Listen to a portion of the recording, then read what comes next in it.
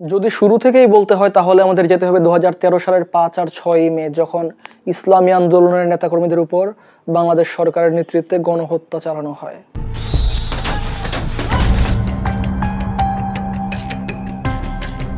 তাদের উপর তখন বাংলাদেশ সরকারের নেতৃত্বে পুলিশ, র্যাব, বিভিন্ন বাহিনী দ্বারা তাদের উপর গণহত্যা চালানো হয়, যেখানে প্রায় 1,65,000 বুলেট, টিয়ার শেল, গ্রেনেড দিয়ে তাদের উপর হামলা করা হয়, এগুলো ব্যবহৃত হয়। মানে মোটামুটি আওয়ামী লীগ সরকারের উপর বা তাদের যারা সদস্য আছে তাদের উপর আমাদের কিন্তু আগ থেকে একটা রাগ বা ঘৃণা ধরে যায়, কারণ তারা বিভিন্ন পর্যায়ে তারা দুর্নীতি করতেছে, অনেক অপকর্ম করতেছে, এরপর তারা সবকিছু তারা নিজেদের কন্ট্রোলে নিয়ে রাখছে। আর ভোট চুরি তো আছেই, বিশ্বজিৎ হত্যা, তারপর আবরার ফাহাদ হত্যা, এমসি কলেজে একবার যে একটা গণধর্ষণের ঘটনা ঘটে ছাত্রলীগের নেতাকর্মীদের দ্বারা, এই বিষয়টা নিয়ে মৌলভীবাজারে কোর্ট পয়েন্টে সম্ভবত হাফিজা খাতুন স্কুলের পাশে, ওইখানে আমার এক ছোট ভাই, তাদের যে রাজনৈতিক একটা সংগঠন আছে বাংলাদেশ সমাজতান্ত্রিক দল, ছাত্র ফ্রন্ট, তারা এই উদ্যোগে একটা নিজেদের উদ্যোগে একটা তারা প্রতিবাদী সমাবেশ তারা করে, একটা মানববন্ধন করে। তো এর উপর কিন্তু ছাত্রলীগের যারা নেতাকর্মী আছে তারা কিন্তু হামলা চালায়।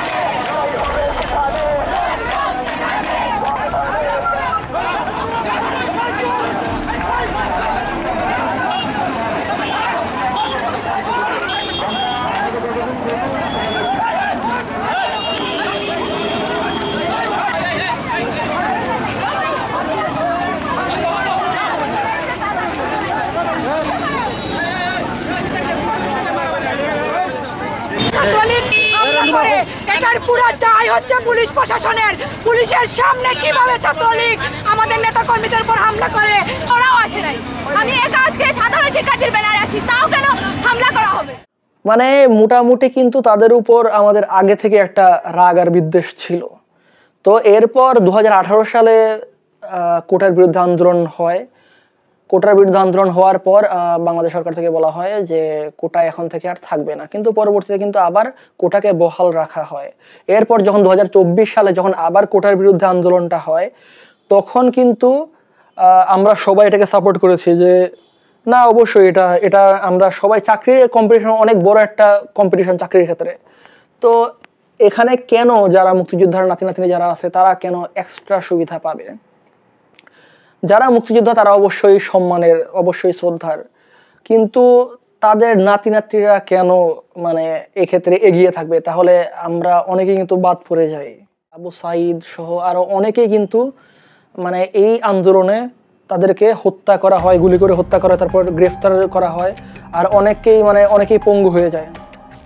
তো এই নিয়ে কিন্তু আমাদের মৌলভীবাজারেও আন্দোলন সংগ্রাম হয়। এখন যে যাই বলুক না কেন, প্রথম দিকে কিন্তু এই যে তানজিনা শিশির, তারাই কিন্তু প্রথম দিকে এই সাহসটা করছে ছাত্রলীগের বিরুদ্ধে তারা অ্যাকশনে যাবে। মানে অ্যাকশন বলতে গেলে কি, তারাও একটা প্রতিবাদী মিছিল করবে। যদি কেউ বলে যে আমাদের ছাত্ররা মারামারি করছে, হামলা করছে, এটা সম্পূর্ণ একটা ভুয়া কথা, মিথ্যা কথা।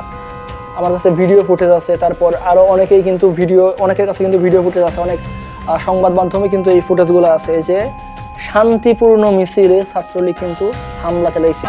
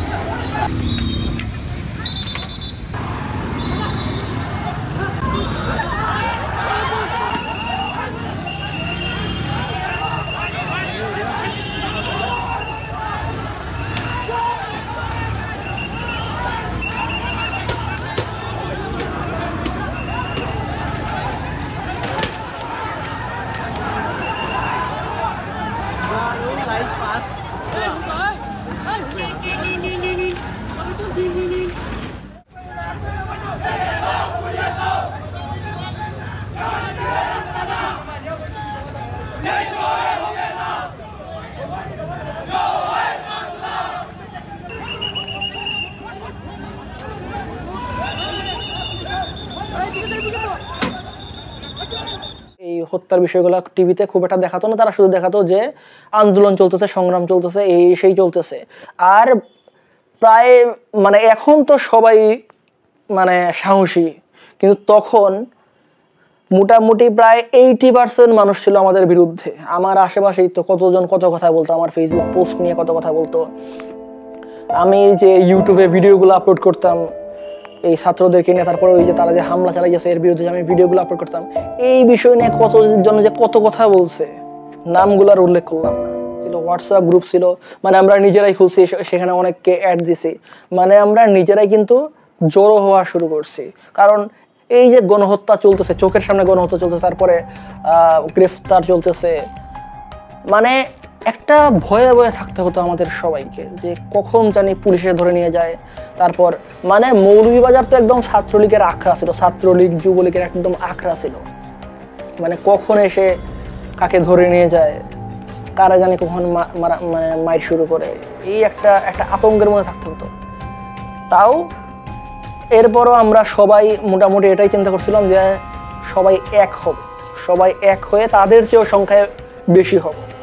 তো আমরা সবাই কিন্তু অনেকগুলো ফেসবুক মেসেঞ্জার গ্রুপ আর হোয়াটসঅ্যাপ গ্রুপ আমাদের ছিল, আমরা ওইগুলা দিয়ে কিন্তু সবাই কানেক্টেড ছিলাম। কিন্তু পরবর্তীতে যখন দেখতেছি মানে অবস্থা আরো খারাপের দিকে যাচ্ছে, অনেক মানে গণহারে গ্রেফতার শুরু হয়েছিল, আর গণহত্যা তো চলছিলই।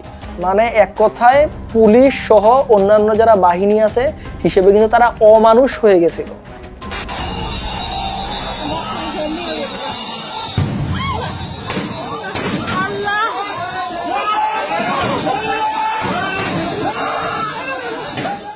বিশেষ করে পুলিশ, তারা মানে নির্বিচারে গুলি করত, অনেকেই পঙ্গু হয়ে গেছে, অনেকেই আবার তারপর ওই যে ছোট ছোট যে গুলিগুলো আছে ওইগুলা পরের কারণে চোখে সমস্যা হয়েছে, মানে একটা বিশ্রী একটা অবস্থা চলছিল। একটা সিদ্ধান্ত নেওয়া হয় যে আমরা 4 তারিখে সবাই একসাথে বের হব, রাস্তায় বের হব। তো এই নিয়ে আমরা সবাই একটা মানে একটু দুশ্চিন্তায় ছিলাম, কিন্তু পরে আবার সবাই সিদ্ধান্ত নেই যে না, যা হওয়ার হোক আমরা সবাই বেরিয়ে পড়বো। তো 4 তারিখ আমরা যারা আছি, আমি, তারপরে আমার ছোট ভাই সানি, তার বন্ধু বান্ধবরা আছে, আরো অনেকেই আমরা কিন্তু একসাথে বের হওয়ার কথা ছিল। কিন্তু ওই চৌমোহনায় ছাত্রলীগের পোলাপান ছিল, তারপরে হচ্ছে ম্যানেজার স্কুলের সামনে ছাত্রলীগ যুবলীগের নেতাকর্মীরা ছিল। ছাত্ররা যখন আসতেছিল তখন কিন্তু তাদেরকে এখানে আটকানো হয় এবং ওইখানে তাদেরকে ব্যাপক মারধরও করা হয়। তো এই খবরগুলোতে তখন সবাই আরেকটু বেশি ভয় পেয়ে যায়। তো এরপর আমরা সবাই একবার আল্লাহর নাম নিয়ে বেরিয়েই পড়ি যে যা হবার হবে। তো আমি যখন বের হয়েছি তখন বেরির চরের ছেলেরা ছিল, তাদেরকে অবশ্যই মানে সেলুট দিতেই হয়, তাদের এতটাই সাহস, তাদের সাথে আমি ছিলাম, আমি বলতে পারবো যে তারা কতটুকু সাহসিকতা তারা দেখাইছে। আমরা যখন গভ স্কুলের সামনে যাই তখন কিন্তু ছাত্রলীগের যারা পোলাপান আছে এত বড় বড় দা একজনের হাতে, রামদা, তারপর স্টিক, তারপর অনেকের হাতে আবার হকি স্টিক, বাঁশ, ছোট ছোট দা, এগুলো তাদের হাতে কিন্তু ছিল। আর তারা এগুলো নিয়ে আমাদের উপর হামলা চালায়, আমাদের পিছু হটতে হয় কারণ আমাদের হাতে কিছুই নাই। এরপর আমরা ইট ভেঙে আমরা ইট নিয়ে সামনে এগিয়ে যাই। যখন আমরা চৌধুরী ফার্মেসির সামনে যাই, মানে মামার বাড়ির সামনে যাই, তখন ছাত্রলীগ যুবলীগের একটা বিরাট একটা বাহিনীর সাথে আমাদের মুখোমুখি হয়। পুলিশরা চৌধুরী ফার্মেসির অপোজিটে যে একটা রাস্তা ছিল, ওই রাস্তায় তারা সবাই একদম মানে রেডি হয়ে তারা দাঁড়িয়েছিল। তো পরে যখন আমরা যখন ছাত্ররা আমাদের যখন তারা দেখে, তখন তারা প্রথমেই তারা আপনার মানে ফাঁকা গুলি করা শুরু করে, মানে আমাদের উপর না, তারা ওই সম্ভবত উপরের দিকে তারা গুলি করছিল, আমাদের কোনো ছাত্ররা কিন্তু আহত হয় নাই। তো আমরা একটা ভয় পেয়ে যাই। তো আমাদের যারা ছাত্ররা ছিল তারাও কিন্তু পুলিশের উপর ইট পাটকেল ছোড়ে। তো কারণ আমাদের একটা ভয়ই ছিল যে পুলিশ আছে মানেই গুলি করবে। আর এরপর আবার সামনে আবার ছাত্রলীগ যুবলীগ, তো ওইখানে যারা ছিল শিমুল, তারপর ছাত্রলীগের আরো যারা নেতাকর্মীরা ছিল, আমি একজনের হাতে দেখলাম পিস্তল, সে পিস্তলটা বরাবর ধরে রাখছে। যখন দেখলাম যে সে পিস্তলটা ধরে রাখছে, তখনই আমার মানে মাথা কাজ করা বন্ধ করে দিয়েছে যে আজকে আর বোধহয় বাড়ি ফিরতে পারবো না। তো তারা ইট পাটকেল ছুটতেছে, তাদের হাতে আবার সবার হাতেই অস্ত্র। আর এইদিকে আমরা যারা আছি আমাদের হাতে শুধুমাত্র ইট। আমরা ইট যেখান থেকে পাচ্ছি নিচ্ছি, কেউ কেউ আবার বাঁশ নিয়ে আসছে কোত্থেকে। তো তারা এভাবে ইট ছুটতেছে। এরপর ডানে আবার পুলিশ। তো পরবর্তীতে আমরা পুলিশ আমাদেরকে এটা জানায় যে পুলিশ আমাদের উপর কোনো হামলা করবে না, পুলিশ আমাদেরকে সাহায্য করতে আসছে, এটা পুলিশ আমাদেরকে বলে। তো পরে আমরা আর কোনো কিছু করি নাই, চুপ করে আমরা দাঁড়িয়েছিলাম। আমি ম্যাজিস্ট্রেটের মানে উনি একজন কোট পরিধান করা একজন ব্যক্তি ছিলেন, সম্ভবত উনি ম্যাজিস্ট্রেট ছিলেন। আমি ওনাকে গিয়ে বলছি, স্যার আমরা শান্তিপূর্ণভাবে স্যার আমরা মিছিল করতে করতে আসতেছিলাম, তারা এই বড় বড় দা নিয়ে অস্ত্র শস্ত্র নিয়ে আমাদের উপর হামলা করছে, ইট পাটকেল ছুটতেছে, তারপর দা নিয়ে আমাদেরকে দৌড়ানি দিছে। মানে প্রথম হামলাটা কিন্তু তারাই করছে। তো একজন পুলিশ সদস্যের সাথে আমার কথা হয়, আমি এমনটাই বললাম যে স্যার আমরা কোনো কিছুই করি নাই, আমরা শুধুমাত্র শান্তিপূর্ণভাবে আমরা মিছিল করতে করতে আসতেছিলাম, তারা নিজেরাই হামলাটা করছে। তো পরে পুলিশ আমাদেরকে শান্ত করে তারা সামনের দিকে চলে যায়, ছাত্রলীগের যারা আছে তাদের কাছে চলে যায়। তো চলে গিয়ে সেখানে কি কথা হয় ওইটা আমরা জানি না, কিন্তু কিছুক্ষণ পরেই আবার একটা ভয়ঙ্কর সংঘর্ষ শুরু হয়ে যায়। মানে এত ভয়াবহ সংঘর্ষ শুরু হয় যে মৌলভীবাজারে এমন ঘটনা পূর্বে কখনো ঘটেছে কি না আমার জানা মতে আমার জানা নেই। যে ছাত্রলীগের পোলাপান যারা আছে তারাও হামলা করতেছে, আমরাও হামলা করতেছি। একবার তারা এগিয়ে তেড়ে আসে, আবার আমরা তেড়ে আসি। যখন তারা তেড়ে আসতেছিল তখন বিষয়টা এমন হয়েছিল যে আমাদের যে সাথে যারা ছিল তাদের মনে করেন যে প্রায় 70% তারা দৌড়ে মানে পিছনে চলে গেছে ভয়ে। আর আমরা কিছু মানুষ, আমি যেটা বললাম যে বেরির চরের কিছু পোলাপান আছে তারা সহ আমি তাদের মাঝখানে পড়ে আছি। এই আমরা কয়েকজন সামনাসামনি, যখন দেখি একদম সামনে চলে আসছে তখন আমাদেরকে পিছিয়ে করতে হয়েছে। এরপর আবার আমরা যখন হামলা করতে, আমরা যখন ইট মারতে মারতে সামনের দিকে যাই তখন তারা আবার পিছু হটে। আমরা মোটামুটি যেটা মানে চোখের সামনে দেখা, তাদের সদস্য যেন ধীরে ধীরে বাড়তেছিল।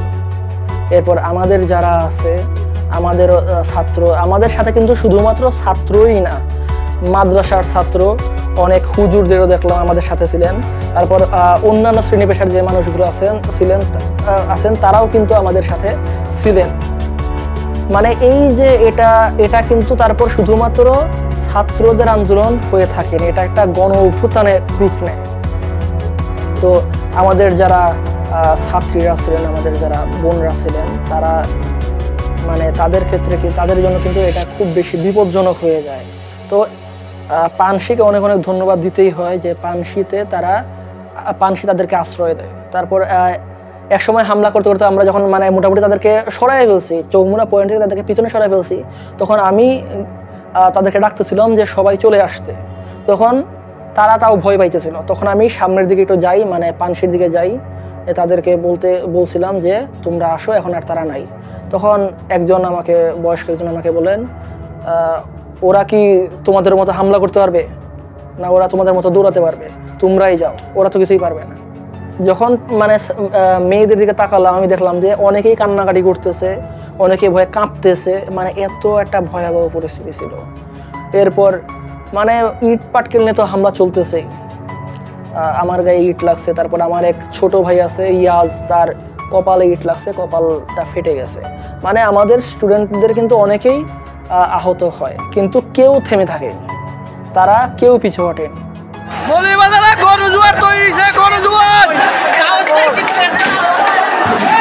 ছাত্রলীগ কুত্তার মতো বাড়ছে, কুত্তার মতো।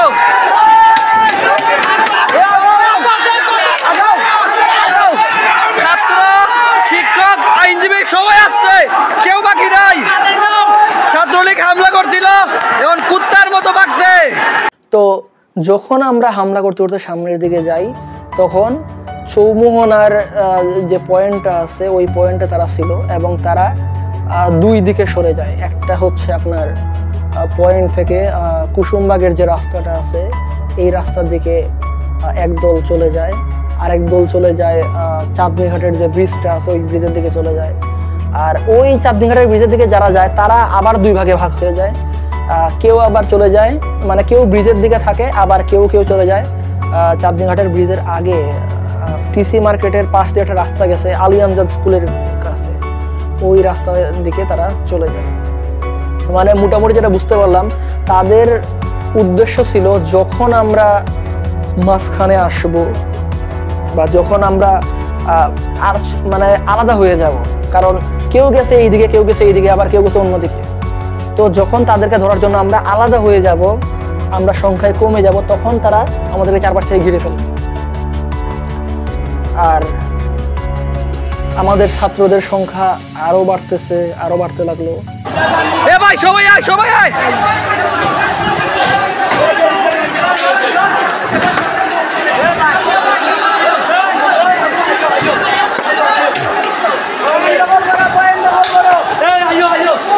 অন্যান্য যে স্কুল কলেজ ছিল তারাও স্কুল কলেজের যে ছাত্রছাত্রীরা ছিলেন তারাও আসছেন, তো আমাদের সংখ্যা বাড়তেছে।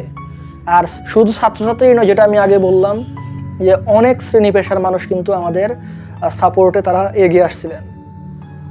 পুলিশ তখন ছিল না, আর তখন এই হামলা চলতেছিল। এরপর আমাদের অনেকেই আবার ছাত্রলীগের যে মোটরসাইকেলগুলো আছে, 2-3টা মোটরসাইকেল ছিল, ওই মোটরসাইকেলগুলো তারা ফেলে রাস্তার মাঝখানে আগুন লাগিয়ে দেয়।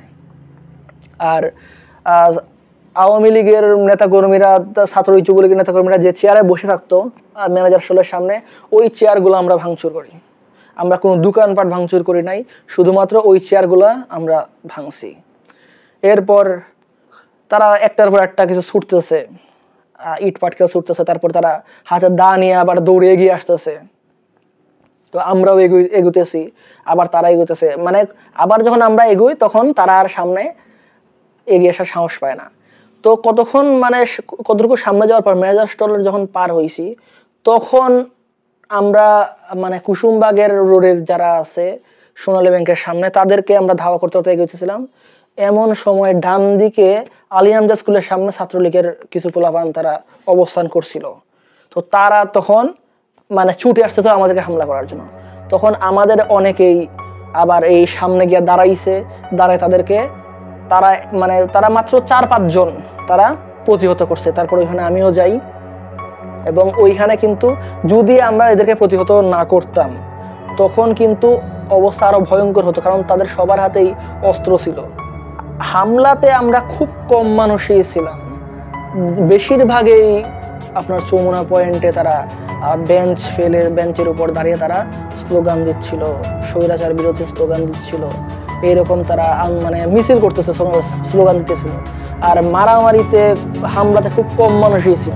মানে এই মানুষগুলো যদি না থাকতো তাইলে মনে করেন যে ওই দিন লাশের উপর লাশ পড়তো। আমাদের বৈষম্যবন্ধী আন্দোলনের সিদ্ধান্ত মানুষ সারা দিছে, মৌলভীবাজার ইজ আওয়ার কন্ট্রোল। তো অনেকক্ষণ এই ধাওয়া পাল্টা ধোয়া চলে, এই হামলা চলে। দুপুর সম্ভবত 2টার দিকে, দুপুর 2টার দিকে তারপর হঠাৎ করে একটা টিয়ার শেল নিক্ষেপ করা হয়। মানে একটা টিয়ার শেল হঠাৎ করে কই থেকে এসে পড়ে। আমি দূরে তাকিয়ে দেখলাম যে পুলিশের যে প্রিজার্ভ ভ্যান বা যেগুলো আছে ওই পুলিশের গাড়িগুলো আসতেছে না। এর আগে একটা ঘটনা আছে, সেনাবাহিনীর গাড়ি কিন্তু সামনে আসে, মানে হঠাৎ করে কুসুমবাগ হয়ে তার সেনাবাহিনীর গাড়িগুলো আসতেছে।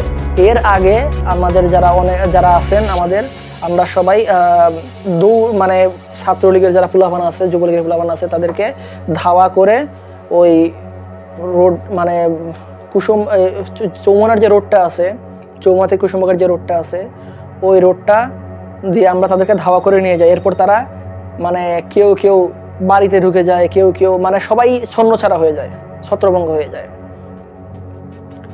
তো তখন লোক কম ছিল, তো এই একটা ভয়ও আমাদের মধ্যে কাজ করতেছিল। তো এরপর আর আমরা কেউ আর মানে এগোইনি, আমরা আবার চৌমুনাতে এসে সবাই একসাথে মিলিত হই। তখন বাংলাদেশ সেনাবাহিনীর গাড়ি আসে এবং তখন আমরা সেনাবাহিনীর গাড়ি আমরা আটকাই। মিছিল করতে করতে আমরা সেনাবাহিনীর গাড়ি, স্লোগান দিতে আমরা সেনাবাহিনীর গাড়ি আটকাই। তখন সেনাবাহিনীর যে অফিসার ছিলেন উনি আমাদেরকে বলেন যে ওনারা আমাদের পক্ষে আছেন এবং ওনারা আমাদের উপর কোনো ধরনের হামলা করবেন না, এই আশ্বাস দিয়ে তারা চলে যান। তো আমরা আবার চৌমুহনা পয়েন্টে আসি, তখন আমাদের অনেক ভাইরা পানি দিতেছিলেন, অনেকে আবার কেক দিতেছিলেন। আমাদের মাহদির ভাই সম্ভবত বিদেশ থাকেন, মানে মাহদি সহ আরো অনেকে একটা মানে ফান্ড কালেক্ট করে, যে মানে আমরা ছাত্র জনতার পক্ষে তারা একটা ফান্ড কালেক্ট করে, এবং তারাই কিন্তু এই টাকা দিয়ে তারা বিভিন্ন ধরনের নাস্তা, কেক, পানি এইগুলো তারা ছাত্র জনতা সহ যারা যারা ছিলেন, গণ অভ্যুত্থানে যারা যারা ছিলেন তাদেরকে এগুলো তারা বিতরণ করে। তো এরপরে যে একটা ঘটনা ঘটছে, যে একটা টিয়ার শেল ফেলা হয়। এই টিয়ার শেলের গন্ধে একদম মানে শ্বাসকষ্ট সমস্যা হয়েছে। আমার তো চোখ জ্বলতে জ্বলতে চোখ দিয়ে পানি পড়তেছে এমন অবস্থা। তো পরে আমি তাকিয়ে দেখলাম যে পুলিশের প্রিজার্ভ ভ্যান সহ পুলিশের কয়েকটা গাড়ি আসতেছে। তো তখন আমরা সবাই ছুটে চলে যাই চাঁদনীঘাট ব্রিজের দিকে। আর তখন কিন্তু শুধুমাত্র এই চৌমুহনা পয়েন্টই না, সারা মৌলভীবাজার বিভিন্ন রাস্তায়, গভ স্কুলের সামনে, তারপর শমশেরনগর রোড সহ আর অনেক জায়গায় কিন্তু পুলিশের সাথে আমাদের ছাত্র জনতার একটা মানে যারা যারা ছিলেন আমাদের পক্ষে তাদের একটা মানে সংঘর্ষ হয়। তো পুলিশ টিয়ার শেল ছুটতে ছুটতে সামনের দিকে এগোয়। মানে আমি দেখলাম যে মুখ এত পরিমাণ জ্বলতেছে, চোখ জ্বলতেছে, মুখ জ্বলতেছে, খুব জ্বালা করতেছে। তখন একজন এসে আমাকে একটা মানে টুথপেস্ট দিলেন। আমি তো আর মানে জানি না যে টিয়ার শেল লাগলে কি করতে। উনি বললেন যে টুথপেস্ট যদি আমি মুখে দেই তাইলে আমার মুখে আর জ্বালা পোড়া করবে না। তো আমি টুথপেস্ট মুখে লাগালাম। আমার একটুও মনে হইতেছিল না যে টুথপেস্ট লাগানোর পর আমার জ্বালা কমছে, আমার এমনটা একদমই মনে হইতেছিল না। তো আগুনের মানে আগুন তারা সবাই অনেকেই আবার মানে এই রাস্তার মাঝখানে কাগজ একত্র করে তারা আগুন জ্বালাইছে। তো আগুনের তাপে গেছি, আগুনের তাপে যাওয়ার পরে মোটামুটি এই যে জ্বালাটা ছিল এটা ভ্যানিশ হয়ে গেছে। তো আমাদের যারা ছাত্র জনতা যারা ছিল তাদের সাথে তখন পুলিশের একটা সংঘর্ষ শুরু হয়। পুলিশ রাবার বুলেট, তারপর টিয়ার শেল এগুলো ছুটতেছে, আর আমরা তো নিরস্ত্র, আমরা ইট পাটকেল ছুটতেছি। মানে মোট কথা আজকে যুদ্ধে নেমে গেছি, তো নেমে গেছি, পিছু হটার কোনো সুযোগ নেই। আমার সাথে যারা ছিল, আমার ছোট ভাই সানি, তালহা, মাহদি, তারপর শাফি, গালিব, মানে এরা কিন্তু বয়স একদমই কম, কিন্তু চিন্তা করেন তাদের রক্ত কতটা গরম। শাফি একটা টিয়ার শেল ধরে পুলিশের দিকে আবার ছুড়ে মারছে, তখন শাফির আঙুল ফুলে ফুসকা পড়ে গেছে। তো এভাবে হামলা চলতেছিল, ওরা হামলা করতেছে, আমরাও হামলা করতেছি, মানে রাস্তা আমরা ছাড়বো না। চৌমুহনার মিছিলে পুলিশ কাঁদুনে গ্যাস ছাড়ছে, সবার নাক মুখ জ্বলতেছে। এ ভাই মার ছেড়ে যাইও না, ভাই ভাই ভাই মার ছেড়ে যাইও না, ভাই ওদিকে যাইও না। যা হওয়ার আজকেই হবে। মানে আমরা মনে মনে এমনটাই মানে সিদ্ধান্ত নিয়ে ফেলেছিলাম যে আমরা একদম কাফনের কাপড় পরে নেমে গেছি। তো রাস্তায় হামলা চলতেছে। তো এমন সময় একটা ঘটনা ঘটলো, মানে টিয়ার শেল তো আমাদের মুখে এমনি জ্বলতেছে। তো এমন সময় একটা ঘটনা ঘটলো, এক ভাই সে কি করছে, মানে সামনে গিয়ে একা বসে গেছে, রাস্তার মধ্যে বসে গেছে, পুলিশের সামনে বরাবর গিয়ে রাস্তার মধ্যে বসে গেছে। তারা দেখে পুলিশের মানে বিন্দু মাত্র তাদের মনে কোনো দয়া মায়া নাই। তারা তাকে দেখে তার সামনে সামনে আরো টিয়ার শেল ছুটতেছে, গুলি করতেছে, যেগুলা ছোট ছোট গুলি, ওইগুলা আমার গায়ে অনেকগুলো লাগছে, ওইগুলা তারা করতেছে। সে সামনে বসে আছে, একদম সামনে এভাবে একদম বসে গেছে, চোখ বন্ধ করে সামনে বসে গেছে। সবাই ডাকতেছে পিছন থেকে, সে আসতেছে না, সে এখানেই বসে আছে। মানে সে এমনটাই হয়তো সিদ্ধান্ত নিয়ে ফেলেছে যে মরলে মরুক, কিন্তু উঠবে না। তো আমি দৌড়ে গেলাম, আমার পিছন থেকে, তারপরে আমার ভাই সানি, তারপর তালহাই তারা ডাকতেছে, মিজান তারা ডাকতেছে। আমি দৌড়ে গেলাম, দৌড়ে গিয়ে তাকে আমি ধরছি। আমি দেখলাম তার এই যে এইখানে সহ আরো মুখ, সারা মুখ লাল হয়ে গেছে, মুখের বিভিন্ন জায়গা থেকে তার রক্ত পড়তেছে, সে চোখ বন্ধ করে বসে আছে। তারে আমি এভাবে কুলে তুলে আমি তারে নিয়ে আসতেছি, কিন্তু কতক্ষণ পর আমি আর মানে চলতে পারতেছি না। আমার একদম গলাতে কামড় মেরে ধরছে, টিয়ার শেলের যে গন্ধ, টিয়ার শেলের ধোঁয়া আমার গলায় কামড় দিয়ে ধরছে, আমি শ্বাস ফেলতে পারতেছি না, আমি এমনটা করতেছি, তারপর একদম গলায় কামড় দিয়ে ধরছে, আমি চোখ জ্বলতেছে, আমি তাকাতে পারতেছি না। তখন আমার ভাই সানি সে দৌড়ে আসছে, তার যে ফ্রেন্ডরা আছে তারাও আসছে দৌড়ে দৌড়ে এসে আমাকে সহ তাকে, আরো অনেক মানুষ দৌড়ে আসছে, তারা আমাকে আর তাকে নিয়ে গেছে, নিয়ে আমাদের মুখে পেস্ট লাগাইছে। আমি এত কষ্ট আমার হইছে ওই দিন, মানে আমি মনে করছি বুঝে আমি আজকে এসে আমি মানে কালিমা যে পড়বো আমার মুখ দিয়ে, মানে আমি কোনো কিছু চিন্তাই করতে পারছি না।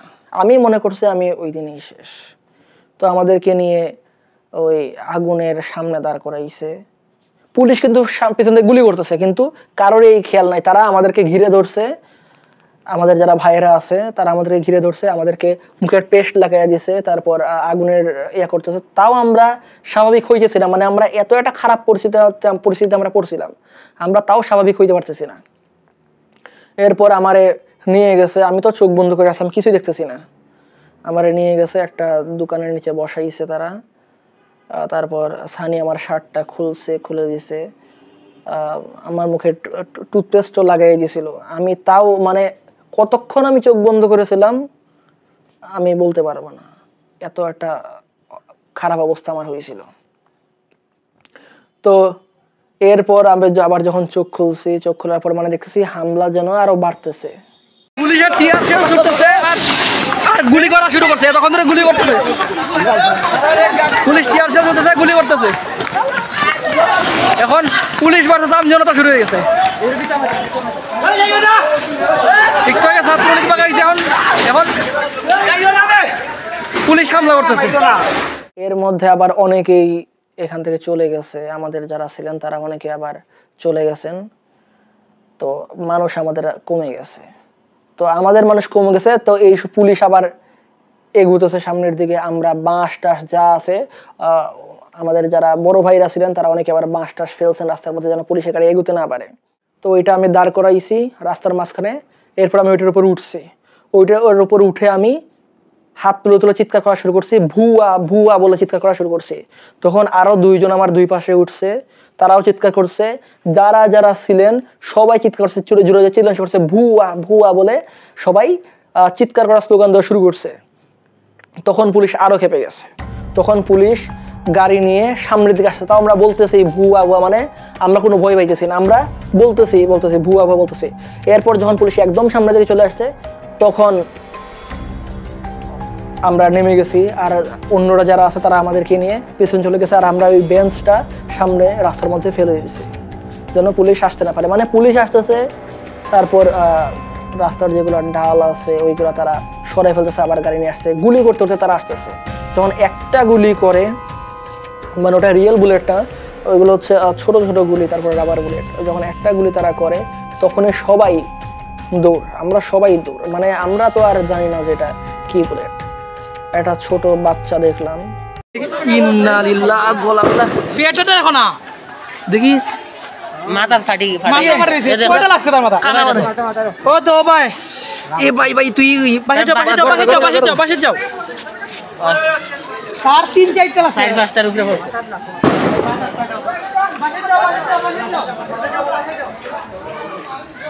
মানে সারা দিনই কিন্তু ধাওয়া পাল্টা ধাওয়া চলতেছিল।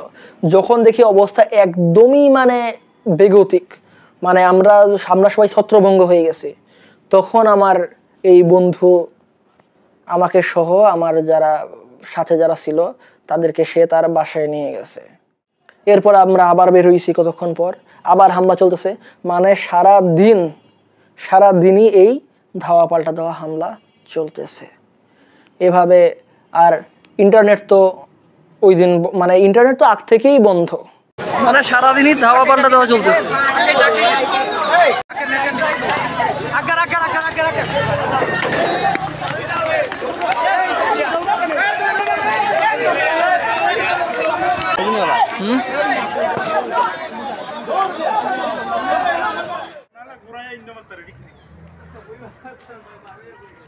তো পরে আবার একটা সিদ্ধান্ত নেওয়া হলো যে লং মার্চ টু ঢাকা। এখন আমরা কারা কারা যাব এই লিস্ট করা হইতেছে, যে সবাই একসাথে বের হবে, কারণ গণপরিবহন সব বন্ধ, মানে ঢাকা মৌলভীবাজার থেকে ঢাকা অনেকটা দূর, তো এইভাবে যাওয়াটা অনেক টাফ, গণপরিবহন বন্ধ, তারপর প্রতিটা চেকপোস্টে পুলিশ সব জায়গায় চেকপোস্ট বসাইছে, গণহারে গ্রেফতার চলতেছে। তখন আমাদের যারা বিদেশে যারা থাকেন আমাদের ভাইরা আমার কাছে ফোন দিছে, সোহাগ, আমাদের ছোট ভাই সোহাগ ফোন দিছে, সে বিদেশে থাকে। সে আমারে ফোন দিয়ে বলতেছে, ভাই টাকা পয়সার কোনো চিন্তা ভাবনা কইরো না, তোমরা আগাও, যা ফান্ড লাগে, যা টাকা পয়সা লাগে আমরা দেব। পরবর্তীতে আমরা আর যেতে পারিনি ঢাকায়। আমাদের বড় ভাই যারা ছিলেন তারা অনেকেই আবার গেছেন।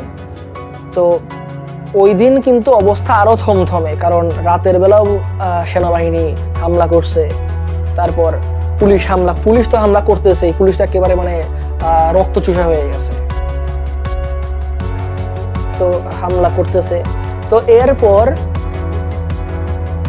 মানে আমরা মানে 5ই আগস্ট আমরা চিন্তা ভাবনা করতেছি যে আমরা আবার আন্দোলনে বের হব। আমরা 6 তারিখ আবার আমরা সবাই মিলে আমরা আন্দোলনে বের হব, এরকম আমরা চিন্তা ভাবনা, আমরা সবাই মিলে এই সিদ্ধান্ত আমরা নিতেছি। মানে এটা নিয়ে এখনো সিদ্ধান্ত নেওয়া হয় নাই, কথাবার্তা চলতেছে। তো এর মধ্যে বিকাল 3টার দিকে একটা খবর পেলাম যে শেখ হাসিনা নাকি দেশ ছেড়ে পলাইছে। তখন যে মানে একটা শান্তি যে লাগতেছিল, মানে এতটা ভালো লাগতেছিল তখন, মানে শরীরটা এতটা হালকা লাগতেছিল তখন এই কথাটা যখন শুনি। তখন হঠাৎ করে মাহাদি দৌড়ে আসছে, মাহাদি এসে আমাদেরকে মিষ্টি খাওয়াইছে, যা বুঝলাম যে ঘটনা সত্যি।